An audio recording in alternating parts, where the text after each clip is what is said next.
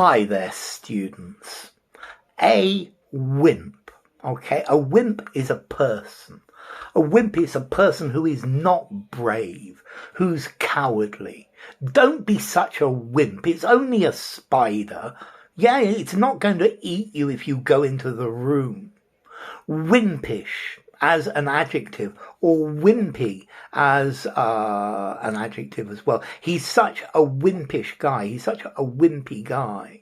Okay, so a wimp, this is somebody who's cowardly, who doesn't do adventurous things, is somebody who always wants to be in the comfort zone and never go out of it.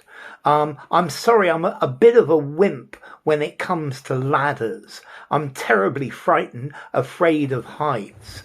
Normally I get halfway up the ladder and I wimp out. Okay, there's a phrasal verb for you. I've got a video on that one. Is not do something because you're too much of a coward.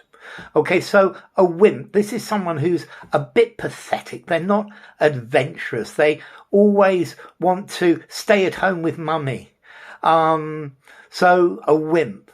Now, I thought originally that this might have been an English word, but it's certainly been around since the 1930s. Do you remember Popeye the Sailor Man? Popeye the Sailor Man. Well, he had a friend called Wimpy. And Wimpy used to eat, he was quite a fat sailor and he used to eat lots of hamburgers. But he was a bit of a wimp as well. So, an American origin originally, but a wimp, somebody who's afraid of everything, afraid of all sorts of things, and not brave. They're not strong and brave and confident. He's a wimp. He won't go on his own. He's a total wimp. Okay, notice this is an informal word.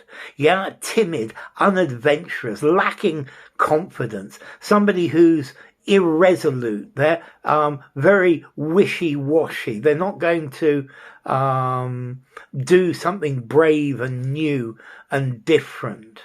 It's somebody who's very submissive. They're weak and wimpy. Yeah, he's a total wimp.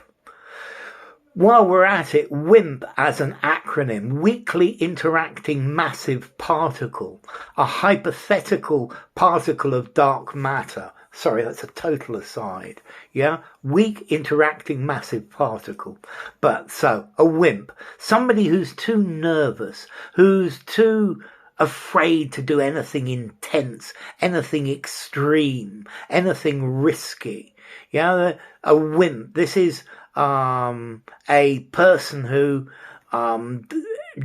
is always chickening out. They're not brave enough. They're a wuss. Yeah, they're not brave. They're not confident. So it's a person who's perceived as weak and cowardly. They lack confidence. Somebody who's easily intimidated. Somebody who doesn't want to face challenges. I think also perhaps somebody who's weak and ineffectual. It's a derogatory term implying not brave, not confident. And this is used as a criticism for people who avoid difficult situations. Yeah, a chicken, a coward. He's such a wimp. He's afraid of spiders. This is no place for wimps. You need to be brave if you're going to be successful. Business is not a place for being a wimp. Yeah, just because you can't lift 200 kilos doesn't mean you're a wimp. If you give in to peer pressure, what your friends say, that's being a bit of a wimp. Yeah. The character we thought originally was going to be this big, strong guy. But he turned out just to be a wimp. Yeah, you're disapproving. You're saying they have no determination. They're afraid of everything. They're a weakling. Yeah, they're a drip. They're ineffective, they're feeble, they're a sissy, yeah, they're a crybaby, a softy, a pansy. So don't be such a wimp. Now I've met his mother, I understand why he's such a wimp.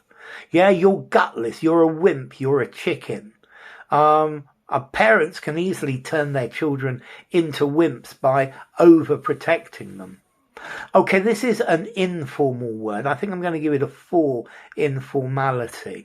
As to origin, I heard that maybe it comes from whimper, the verb to whimper. Oh, don't hit me. Oh, to whimper. So maybe it's from a cutting of the word to whimper.